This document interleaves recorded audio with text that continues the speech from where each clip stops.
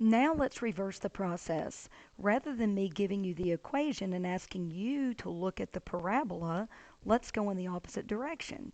So, if the parabola has vertex 3, 2,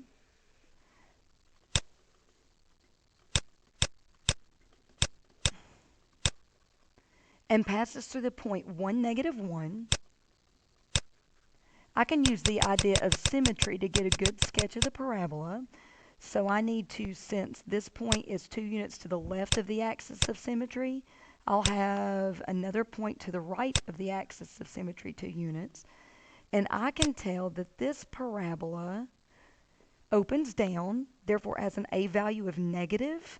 I think the a value may be a little bit less than 1, but I'm not sure. So where do I start? Well, if I'm given the vertex, then the structure I start with is the vertex form. So I can tell that it's going to be a x minus 3 squared plus 2. And I know a is negative, but I don't know what it is. Therefore, you insert the point 1, negative 1. That point is meant to help you find your a value. So for y, I plug in negative 1. For x, I plug in positive 1. Let me clean up the equation that I have. So 1 minus 3 is negative 2. Squared is 4. So 4a plus 2. Oh yeah, that's going to be really easy to isolate a. So a is negative 3/4. I expected it to be less than 1. And I expected it to be negative. So I'm going to finish my vertex form of my equation. I now have y equals negative 3/4 x minus 3 squared plus 2. Now this is a complete equation in the vertex form. If the problem directs you to rewrite it in standard form, then follow the order of operations, which means I need to square x minus 3 first. I'll need to distribute the negative 3/4 second, so negative 3/4 x squared. You're going to have positive 18/4 when you multiply. That would be positive 9/2 x. Negative 27/4. Oh, I've got to add the 2. Let me rewrite the 2 as 8/4 so I've got my common denominator, and it makes it a little easier.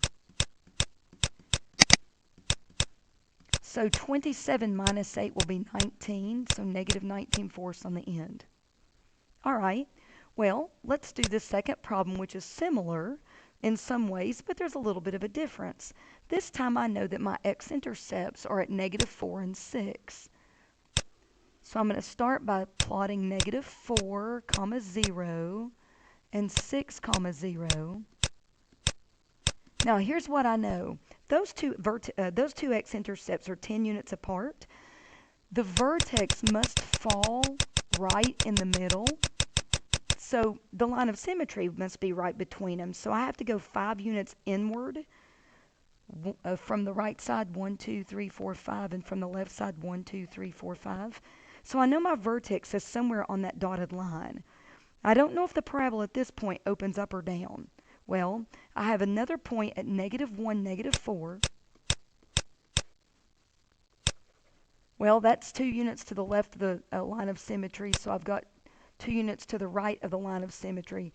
And I can tell my parabola must look something like that. That's not a great parabola, but I get the idea because I know now that the a value is positive and it looks like it's going to be fat even though my picture's not perfect.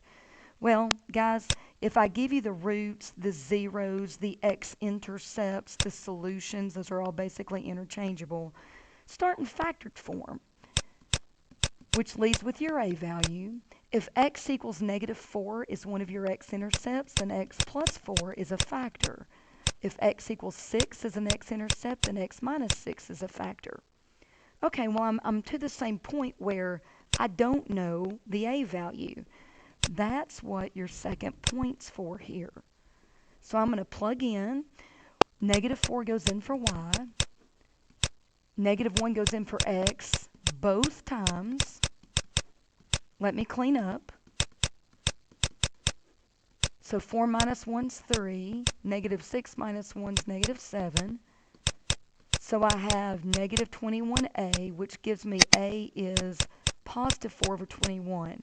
So I knew it would be positive, and I expected it to be a little fraction since my parabola was fat.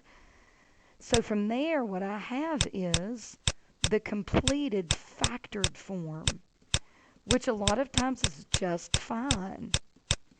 That's a usable form. But if the problem does say, well, go to standard form, then what I want to do is FOIL and then distribute. So x times x is x squared. Outside I have minus 6x plus 4x on the inside is minus 2x. And then negative 6 times 4 is negative 24. Let's distribute to get 4 over 21x squared. That's going to be negative 8 over 21x.